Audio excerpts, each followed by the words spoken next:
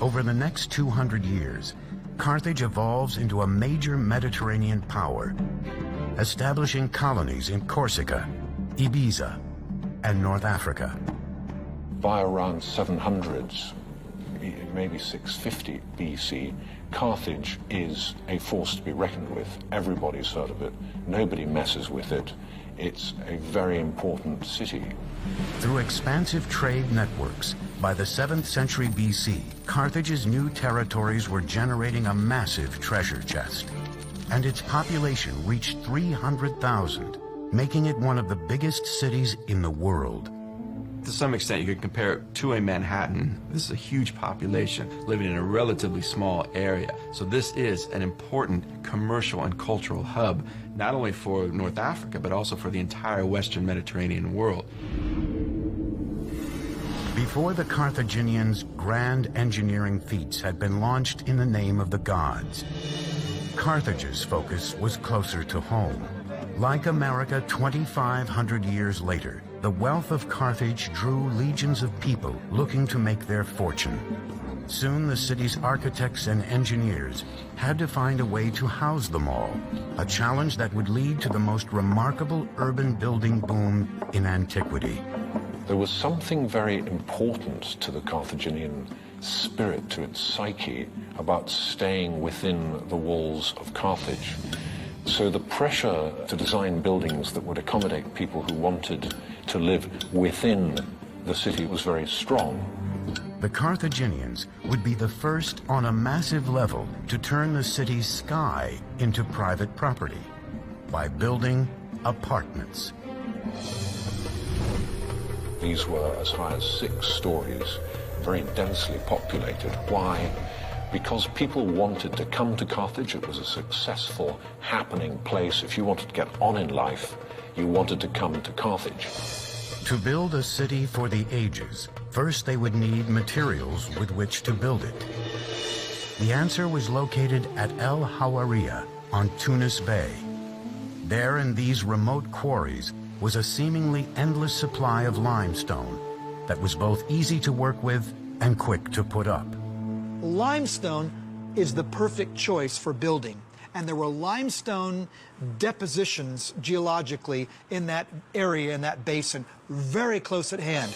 Archaeologists speculate that, like the Egyptians before them, the Carthaginians cut each block of stone using the simplest of means: water and wood.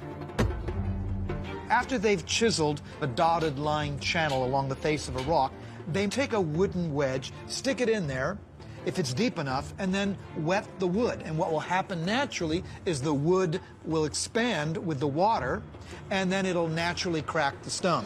The increased pressure from the expanding wood caused the stone to crack in almost perfect lines. From there, workers separated each block using crowbars and other tools. Once the massive blocks of stone were quarried and transported to the city, the Carthaginians used pier and panel style construction to quickly transform Carthage into a dynamic capital. It's very clear that by using stone in the first place, they weren't ready to pick up and go elsewhere. They were looking down the long term. For each metropolis to survive, it needs a constant source of running water. Carthage was no different, so the ancient city engineers turned to cisterns like this. Each cistern was made of a double layer of eggshell, ash, and clay, made the cistern absolutely watertight. Every home enjoyed access to a cistern through a series of pipes and channels. Carthaginians had fully equipped bathrooms with tubs and sinks and even showers years before ancient Rome. And we have clear evidence, way before the foundation of Carthage, of domestic plumbing.